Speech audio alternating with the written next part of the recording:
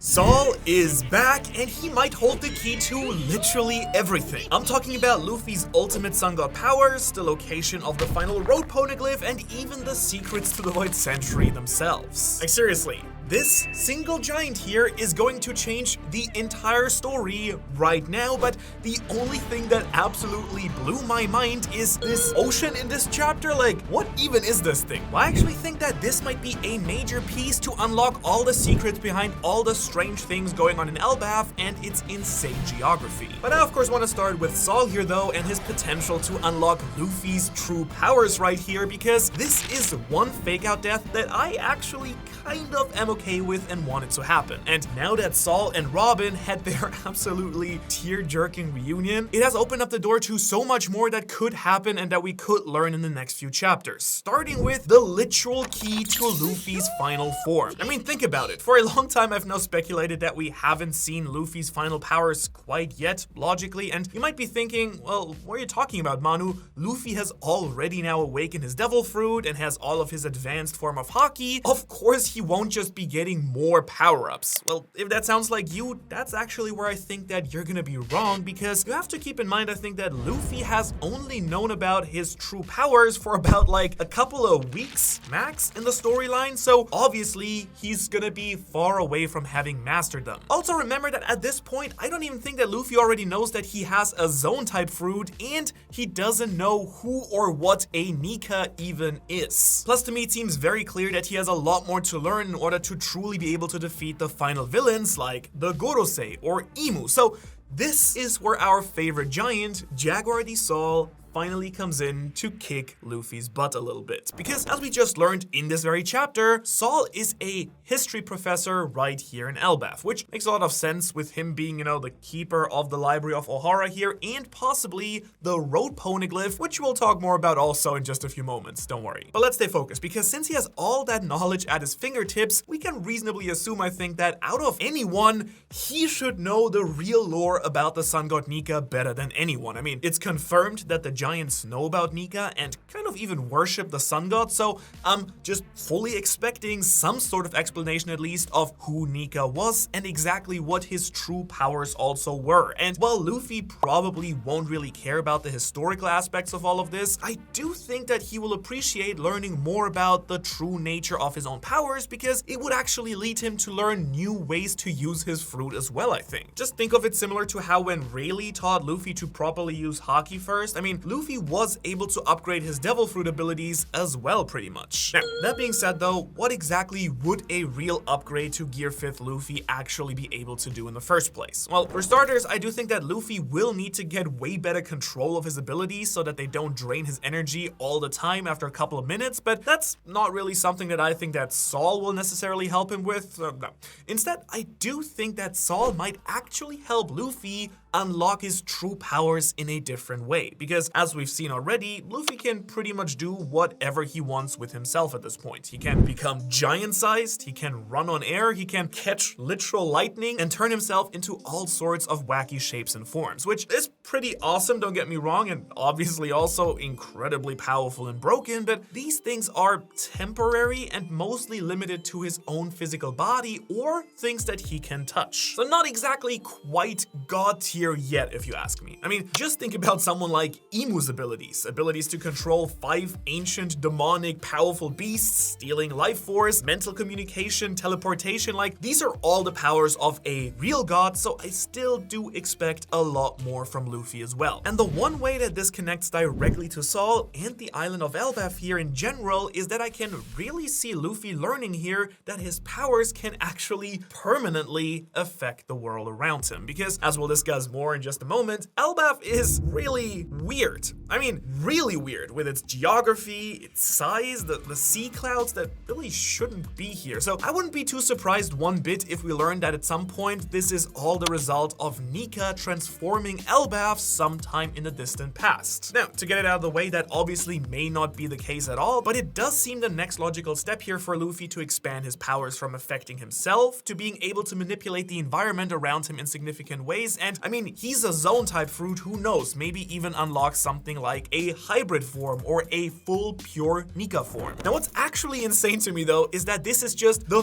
first of many possible lore bombs that Professor Saul could actually drop on us here, because at this point, Saul is really looking a lot like that man marked by flames. I mean, Oda even confirmed what we all kind of suspected in this chapter by showing us that Saul does indeed have burn scars from the flames of Ohara, so the perfect fit to the actual description, at least in that regard. However, I do want to say that I'm still not 100% like sold on this idea fully, and I'll discuss some reasons that Saul could still not be the man marked by flames in just a moment, but for our next discussion, let's assume that he is in fact that man and the keeper of the final road poneglyph. Well, then that means that we could finally have the last piece of the puzzle to find Laugh Tale. It's just wow, what a moment that is gonna be if that actually happens. I mean, we've been searching for these road poneglyphs ever since we learned about them all the way back in chapter, I think it was 818. That's over 300 chapters or so ago. Like literally more than 8 years that we've all been waiting to find the final one, and we may be really close now that we've reunited with Saul here. Which, I gotta say, on the one hand, it might be a little bit disappointing if Saul just kind of took us right to it and is like, here you go. I mean, Luffy and the crew needed to battle to death to find the last two in Whole Cake Island and Wano, so just getting one here without a fight for free would be a little bit anticlimactic, but I guess on the other hand, it would fit in a nice circle with the one that we found originally on Zou. 2 poneglyphs by friends, 2 by enemies, kind of works out nicely, I'd say. But also, if that were to be the case, then I could actually see us surprisingly leaving Elbaf a lot quicker than we all thought, since the crew would finally have everything theoretically that they needed in order to reach Laugh Tale, right? And the final saga train just would keep speeding on ahead. But, and I can already see you sweating there, not wanting that, just like me. Honestly, I personally still feel like that is all a little bit too fast and a little bit too easy. I mean, we've already been introduced to potential conflict here in Elbaf with Loki and Luffy's promise, so there is no way that we can just read a poneglyph and say goodbye just like that, onwards to the next one. So if there is more to do, then maybe the poneglyph isn't actually close by with Saul, and they will have to travel somewhere else in order to find it. Like maybe something like up to the heaven layer of Elbaf, or maybe even a different island entirely. I mean, it was originally said that this man marked by flames sails on a black ship and is known to create whirlpools around it, so if that is in fact Saul, then I can't imagine we would get to the poneglyph without something involving his rumored ship. That again, it doesn't really sound like Saul either, which to me is actually more evidence that the man marked by flames isn't gonna be Saul at all and is instead someone else entirely, because it's a little bit weird with Saul. We do know that he was a marine in the past, so he should know how to sail. Also, with his current job as the history professor of Elbaf, who does seem to have been there for a long time now, ever since the Ohara incident, it doesn't really seem like he's sailing around a lot on black ships or something. I mean, don't get me started on the entire whirlpool thing, which maybe Saul has a devil fruit, or maybe the whirlpools are more like Elbaf magic or technology that we haven't seen yet, but if you really put it all together, then there is still a really strong possibility in my mind that the man marked by flames is not going to be Saul at all. I'd say it's maybe like 50-50, 60-40 that he's not. So with that in mind, let's now discuss what else Saul could possibly tell us, even if he doesn't end up having the final road poneglyph, because I personally, for one, would absolutely love to know more about the Void Century and of course the Ancient Kingdom as well. And he 100% has a lot of information about all of that, since he is now the keeper of the knowledge from the Library of Ohara, so I personally expect that we learn a lot more about that during our time here in Elbaf, and who knows, we might even have a Void Century flashback for the first time, which, my god, yes! Give it to me. Like, please sign me up for that. I want to see some ancient One Piece lore really bad. Also, don't forget that our last Vegapunk, Lilith here, could actually also add to the Ancient Kingdom lore with everything that Vegapunk has learned in his own research, but honestly, I can't really imagine that we will learn everything about the Ancient Kingdom at this point right away from Saul. Same argument like with the poneglyph, it would just kind of ruin the point of finding the One Piece, and we all know that Luffy won't stand for that at all. So I do bet that we get a little bit of information, but not all of it. Probably not even close to all of it, but some juicy bits nonetheless. However, one thing that I do think we could learn a lot more about is Robin's mom, Olivia, since Saul and Olivia definitely have had some sort of relationship in the past. Probably not like that, but who knows. And just to remind you, Olivia was actually part of a group of archaeologists who were researching the poneglyphs, so once again, just a lot more potential for some real juicy lore right there. However, with all of that being said, and this may come as a little bit of a shock maybe, I personally think that we have a lot of foreshadowing to know that this meeting with Saul here is actually not going to end really well. And that's because literally every time someone talks about the Void Century or the Ancient Kingdom, they get just murked by the world government ASAP. It happened to Professor Clover, then Vegapunk shared the same fate, so is that pattern really gonna change here in Elbaf? I personally kind of doubt it, and we actually do have some foreshadowing already that Saul is going to die again because, you know, that joke he made of pretending to be unconscious? Well, Oda pointed this out in chapter 1131 that Saul had fallen and couldn't get up before, that was before Robin and everyone came there, so it does make you wonder if there's actually something wrong with him and it isn't all a joke like Robin thinks. Or maybe someone from the world government will show up and just straight up kill him. Possibly someone from the Holy Knights. By the way,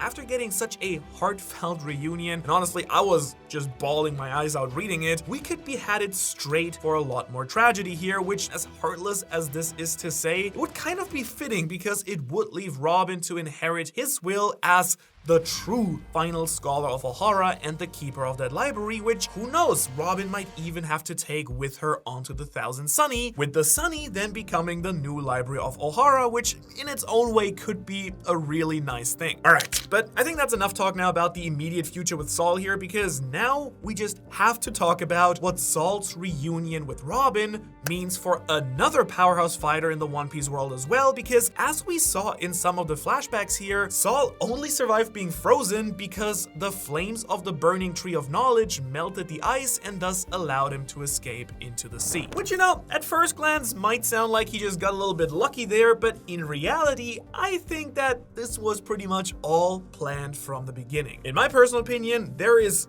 no way that the former Admiral Kuzan, who's also an absolute genius with his Ice Devil Fruit powers, wouldn't have known that his ice would melt in that fire when he froze Saul initially. I'm gonna say that there's just no way that he didn't know that, and if he really wanted to kill Saul, he could have made his eyes just a lot stronger or just pierced him and stabbed him, right? So in the end, I do think that Kuzan really wanted to let Saul live for one very important reason. All throughout the story, Kuzan here has been shown as a man looking for some answers. He doesn't always know what the right thing to do is, that's true, and part of the reason that he let Robin live all those years ago is that he wanted to see what she would do with her life as well. So I'm just so crazily curious what is going to happen when Kuzan finally meets back up with Robin here. And for all I know, it might very well just be here right in Elbaf, because we do know that Blackbeard's crew is also hunting that final road poneglyph, and they were even the ones who gave us more information about the man marked by flames as well, which means that we have to ask, what will Kuzan do if he finds Robin and Saul together in Elbaf? Now, personally, I'm still 100% on the train that at some point he will betray the Blackbeard pirates because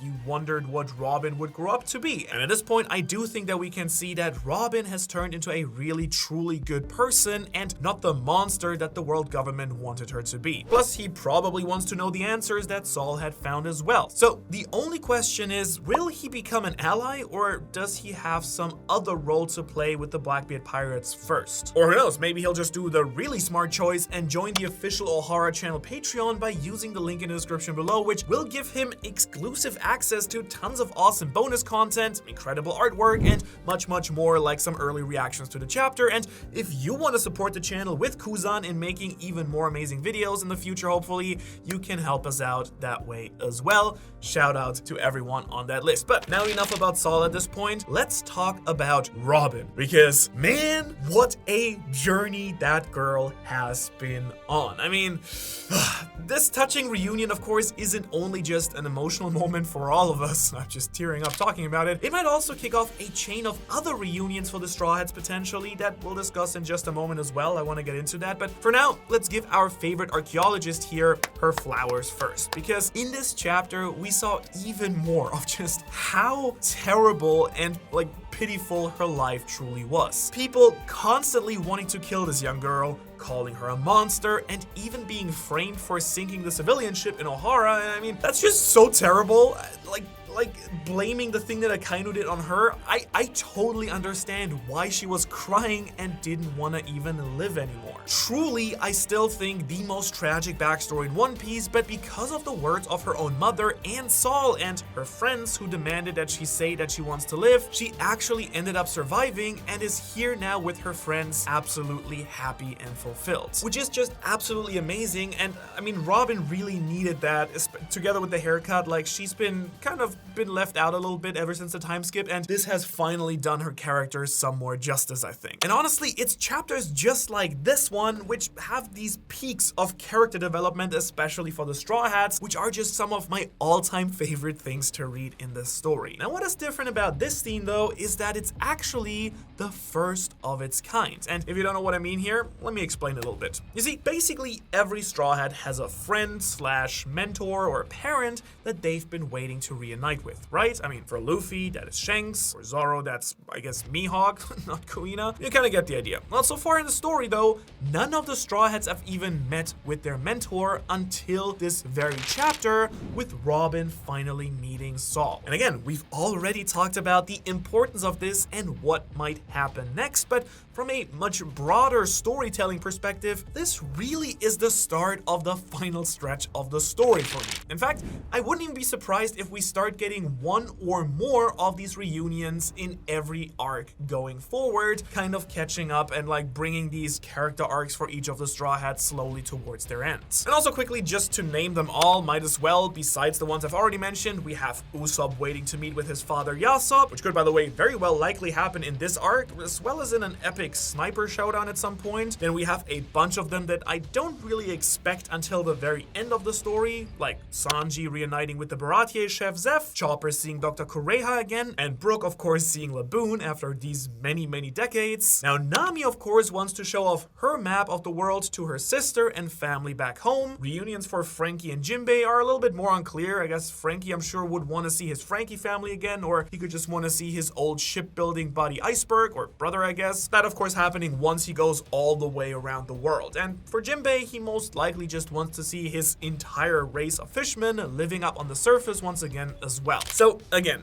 now that we have the first of these reunions with Robin and Saul, we should be getting more and more of them very soon. At least that's kind of my gut feeling here. Now, there's a lot more I need to talk about, but before we go any further here, we simply have to first talk about the Void Sentry lore staring us right in the face here. And I think it's not gonna be what you expected. And that's because as these two last chapters have shown us more and more of the natural wonders and beauties that do exist in Elbaf, I'm really starting to wonder if some of what we're seeing is not natural at all, but instead the result of ancient advanced technology. All right, let me break that thought down for you, because in the last chapter, we were introduced to the so-called painter stones that literally let you create or reveal rainbows that you can physically sail on. Which, you know, at first I was just thinking, oh, this is just some of this like magical local phenomenon that exists specifically in Elbaf, but honestly at this point, I'm not so sure about all of that anymore. And here's why. As we've seen, Elbaf is full of island clouds that the giants use to get around and even build some of their buildings on. Now, we have seen that exact technology before in Skypiea, so again, still not anything super obvious connecting to Void Sentry technology, but that all then changed in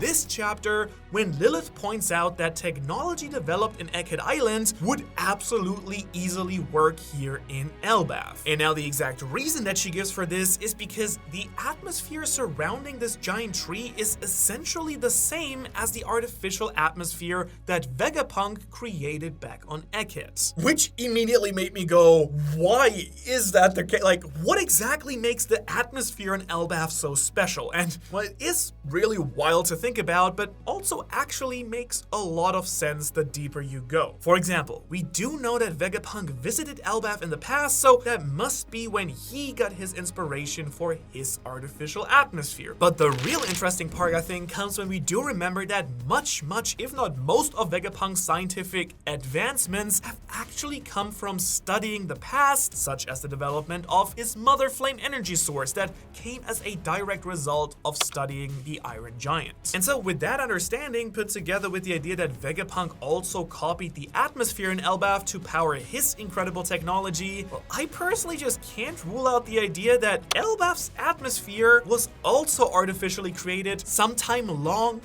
ago in the distant past. And the Painter Stones and the atmosphere are just two of the over 4, count them, 4 truly odd technological features about the island of Elbaf. And this third one is maybe like the biggest mystery of all of them, because where in the world is all of this water coming from? No, seriously, I'm being absolutely serious here.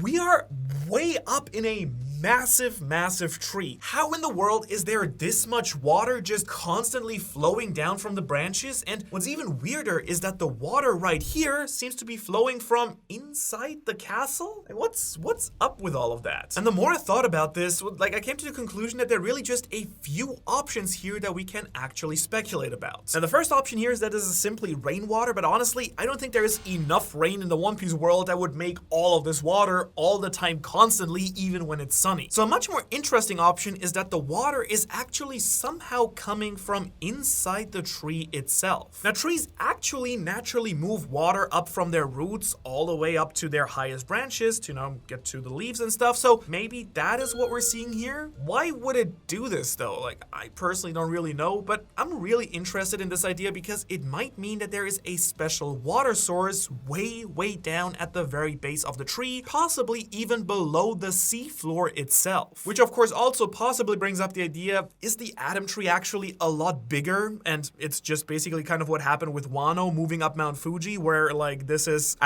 used to be a tree layer, and like the tree is actually way bigger. Also remember that the roots of the Eve Tree went all the way down 10,000 meters to the bottom of the ocean floor to Fishman Island. Okay, but more on this special water and how it may actually affect the Straw Hats in just a moment, because the other options for where this water may be coming from is hidden way up in the heavenly layer at the very top of the tree. And I've already talked now about advanced technology and its connections to Elbaf, so perhaps there is some sort of ancient machine creating water at the top of the tree. Now, of course, the water could also be coming from even higher, like up in the Sky Islands, but that still doesn't explain how there is just this stupidly large amount of water on this island where it forms entire oceans. Which, okay, but now somehow on to the oddest thing about Elbaf, and also the most obvious, which is the simple fact that everything here is insanely massive. And I mean, of course, you're probably thinking, duh, Manu, this is the Island of Giants, but the more and more One Piece has gone on, I'm really starting to believe that Oda has a scientific reason for why the world is the way it is. Like, I think in the early days of One Piece, you could make a good argument that, oh, this is just, just take it for granted. It's magic, it's weird. But I think you can agree with me, the more we learn, like, about the One Piece lore, the clearer it gets that nothing is by accident here. So we really gotta ask, why are the giants so big? Why are the animals here also massive? Why is this tree so gigantic? I mean, even compared to another legendary tree, like the Tree of Knowledge on Ohara, the Atom Tree here in Elbaf is just on a completely different scale to anything we've ever seen in the story. For all that we know, it could even be the single biggest thing in the entire world, but how did it get like this? Have you not been asking yourself these questions? Because I sure have, and I have a few, maybe good explanations that could explain what is going on here. Now, to start off, we're gonna just skip repeating what I mentioned earlier already, with all of the odd things going on being the result of the sun god Nika's powers from the distant past. So putting that idea aside for a moment, we're actually gonna start with this beautiful panel of the village that we got recently right here, and I want you to look at the base of this castle. Did you notice that it appears that the tree is growing around the castle? Like, to me, kind of looks like the castle here was built, and then over time, the tree is growing up around it. And well, what if we took that idea and made it a lot bigger? Much bigger. Because what if the Adam tree didn't always used to be this big, but was artificially made huge sometime in the very distant past? I mean, just think about it. We do know that gigantification has been a major desire of both the world government and emperors like Big Mom and Kaido, so what if gigantification was actually possible in the past through technology or even a devil fruit power?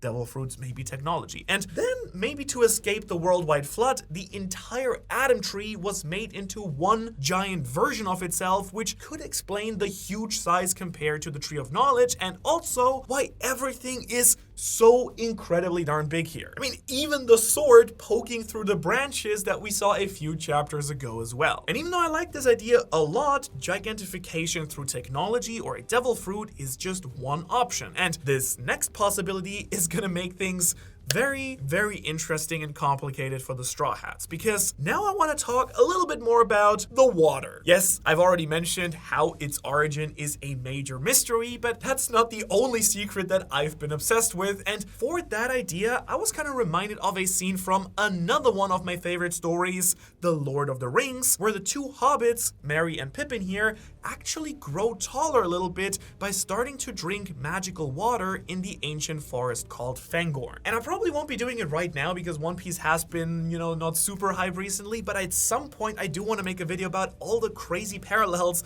between the One Piece world and Lord of the Rings, because there is surprisingly a lot. But yeah, if you want to see something like that, let me know in the comments and maybe I'll make it earlier. Just not 100% sure if people would actually be interested in this. But my point here is, what if that is exactly what's happening on Elbaf? I'm thinking like the water in Elbaf has some magical property that makes everything around it grow taller. That would literally explain why the tree is so big, along with the giants and the other animals and plants as well. And the reason I really like this idea so much is because it could mean that the Straw Hats might be about to get a huge upgrade, quite literally huge, because I do wonder if by drinking this water, the entire crew might just grow a little bit taller permanently, or at least for this arc. Because one thing I've been curious about for a while now is how in the world is Oda going to deal with the massive size differences throughout the entire arc? Is he really gonna continue to draw Luffy and everyone else standing on shoulders and hands and as little stick figures and dots in the background? I don't know, it kind of feels like that would get old pretty fast, so it would make sense if they could at least temporarily grow to absolutely giant proportions by drinking some magical water. In fact, that might also explain why the people in Wano, an island pretty close to Elbaf, are also so stupidly big. I mean, they're not giant sized, but they are huge compared to the Straw Hats, so maybe they've also been sipping on some of that special water as well, or it's just because, that water flows into the ocean and reaches kind of the islands around Elbaf as well. And actually, speaking of Wano, that actually brings me to another option for explaining some of the really odd phenomena that we've seen here in Elbaf. And for this one, we're gonna need to put our scientist hat back on, because as we all see here, the island clouds that existed in Ekid Island were only possible because of the substance known as pyrobloin. Lilith actually explains it right here that the Vegapunks use this substance called pyrobloin to manipulate the density of the water vapor, which then creates the island or sea clouds. On top of that, we also learned back in Skypiea that pyrobloin actually usually is thrown into the air by volcanic eruption. So that explains how island and sea clouds are made in the first place, but it does not explain why there are so many here in Elbaf. I mean, me personally, I don't see any volcanoes around, and yet these clouds are everywhere. But where do we know that there is one massive strange volcano that makes also sea prism stone and stuff like that? And a place where we've even seen a recent eruption? Well, that would be Wano, of course, which, as we've just said earlier, is very reasonably close to the island of Elbaf as well. So maybe over the millennia, there have been countless volcanic eruptions near Wano, and as a result, the pyrobline particles float over to Elbaf to create this magical environment with all of the island and sea clouds there. And now I do understand that this is a ton of One Piece signs that may or may not make sense. I mean, it's a story and Oda can pretty much do whatever he wants to, but I personally do think that Oda has all of the science a lot more planned out than we all might give him credit for. So it all leaves me with the sense that we have a lot more to learn still about Elbaf's atmosphere and overall geography. And just so you know, these are the type of really weird big questions that I'm sitting up late at night thinking about when I actually should be sleeping probably. And now all of this is actually just a fairly small part of this chapter that most people might not even have been thinking twice about. But if you ask me, I do think that it is all part of a bigger picture that could lead us to a way better understanding of the Void Century as well. Because if you really think about Elbaf as it was back during the Void Century, we do have to assume that there were many, many more layers people could have lived on that are currently below water. That's of course because we do know now that there was a worldwide flood that raised the water levels by 200 meters and likely drowned big parts of Elbaf that used to be accessible to the giants as well. So there could be much more to Elbaf than we already see, kind of like my whole 9 realms theory. But what's most interesting to me is that if we run with the whole idea that there is some environmental manipulation going on here in the island, then what if all of this only started after that flood happens? Because think about it, if you're a technologically advanced civilization and then you suffer a terrible disaster like the flood, then you'd probably want some sort of solution so that you can save yourselves from a similar disaster way back in the future. What I'm saying is that I could easily imagine that if the giants can manipulate the weather and environment as they seem to be doing here, then they probably made the island clouds around the trees so that they would have somewhere to escape to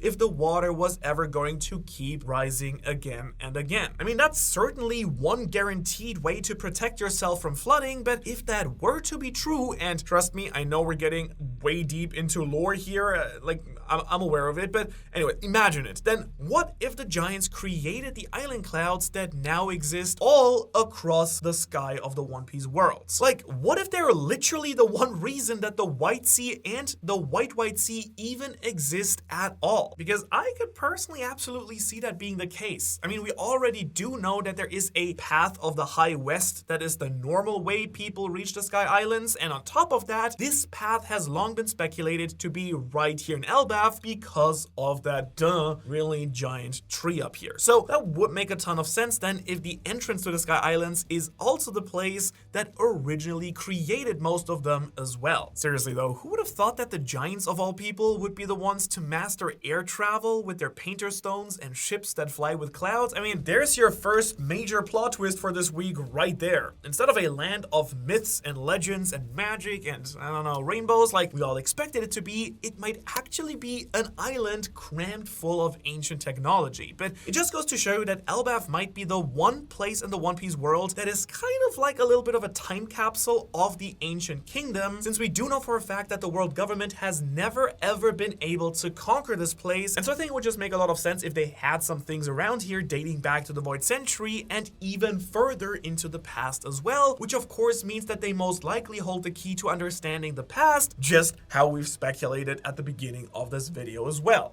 Okay, however, somehow the weird things going on here are just a few of the many mysteries surrounding the island right now, and we've just finished discussing environmental manipulation, but one of the main things that I've seen discussed since the last chapter is also the idea of time manipulation. Now, this idea really seems to have caught the interest of a bunch of people, and so I did want to share a little bit more of my thoughts on this concept as well, and I'll be honest, I do think it would be a fascinating new way to introduce conflict into an arc. I mean, we are used to a ticking time bomb of sorts at the end of each arc, but what if just getting away from the island is the major countdown that the Straw Hats are gonna have to deal with? I mean, if time is slower or faster in Elbaf, they might only be spending a few days on the island, but lose weeks or months or even years in the outside world, which would certainly be a super interesting way to fast forward the conflicts going on in the rest of the world right now with the world government, the revolutionaries, Blackbeard, you know, like on and on. Or, on the other hand, if time is faster in Elbaf, then a few days in the Land of Giants could mean that the Straw Hats only lose like a day on the outside. But honestly, I don't really see how this could be a bad thing, so if there is any time manipulation going on here, it is probably that time is slower here, unless the danger is that you stay too long. Like, it doesn't feel like you've spent a long time there, but then you like leave Elbaf, it's only been like 2 weeks, but you've aged like 30 years and you're like an old person suddenly. Could be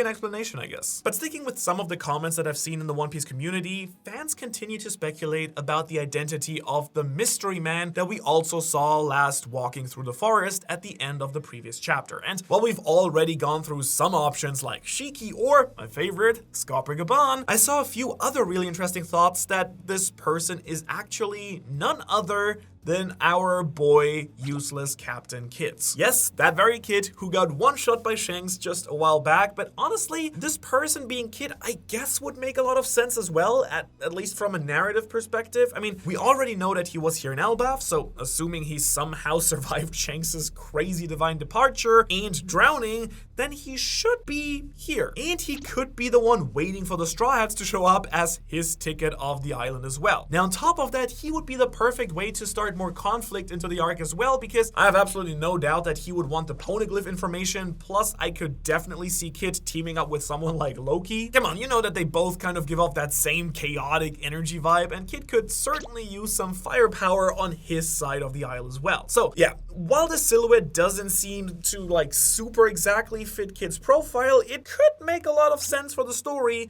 if this person was actually Luffy's rival. Don't think I'd love for this to happen, but I could absolutely see it at least. At this point though, we've almost forgotten one of the most important parts of any Elbaf chapter review, because of course we can't go a single chapter without some more reference to good old Norse mythology. And in this chapter, our reference comes from an enormous lake or sea or whatever this is, which the Giants just call the Warrior Spring. So in case you didn't know about this, it turns out there are actually these 3 legendary springs related to the world tree Yggdrasil. These are the Urdarbrunner, the Hevergelmir, and the Mimsbrunner, which I totally nailed by the way. And the one most relevant to this chapter is in fact, I think, the Mimibrunner, which is known as the Spring of Knowledge. In fact, in Norse mythology, Odin, the god, actually traded one of his eyes to get a zip from this spring and thus gain his vast wisdom. And to tie all of that back into one piece, it would make a lot of sense that Saul has his library next to this well, since he is guarding the incredible knowledge from the library of Ohara. So I don't actually think that drinking from the Warrior Spring will give anyone infinite wisdom or knowledge right away, but I mean, who knows? It might actually have some other special properties, as we've mentioned already earlier. Or maybe Saul is hiding his books underneath it or something like that. Kind of, you know, how he saved the books to begin with on Ohara. But also, if we do have a spring related to knowledge, then it isn't out of the questions to also have the other 2 Norse springs as well on Elbaf. Perhaps one on each level. So what do these other 2 springs represent as well? Well, Urdarbrunner is said to, this is so funny. Urdarbrunner is said to be tied to destiny, since this is where the Weavers of Fate lived, and the gods would come here to hold their councils as well. And so if I'd have to guess, I'd probably say that this spring would be the one up in the heavens level. Now on the other hand,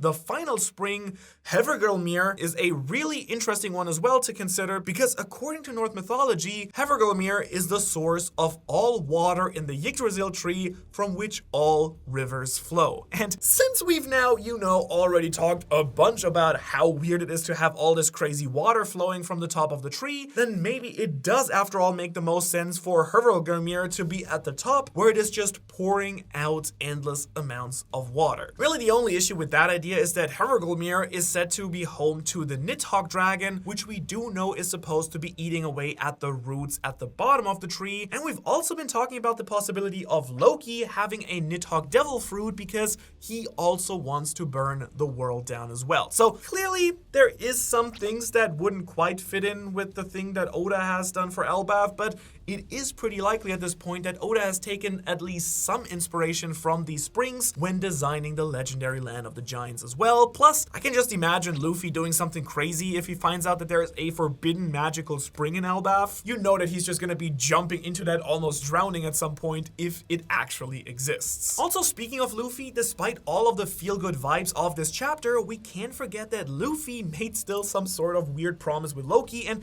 I really expect this to play a major role very soon as well. well, because the feast feels like it will be kicking off any moment now, and that would of course be the perfect time for Luffy to sneak around and do something silly, like say, steal the key to free Loki. And that plot thread alone makes me think that we're actually in for quite a long arc here in Elbaf. I have seen some people around commenting that this will probably be a shorter arc like Zoe, where we get some poneglyphs and then just go on to the next one. But I personally really don't understand that at this point. Elbaf has been set up for so many years as a major island, ever like over 1,000 chapters, I think, like ever since Little Garden. Plus, we already have an active conflict going on with Loki here, so I really think that we will be here for a long time. Maybe not quite as long as Wano, but at least something close to that, and who knows, it could be another 4 years. Also, at this point, I do feel like I need to address the cover story, and I mean, like, what in the world is going on here? Hold'em is the person kidnapping people? Really? Are you kidding me?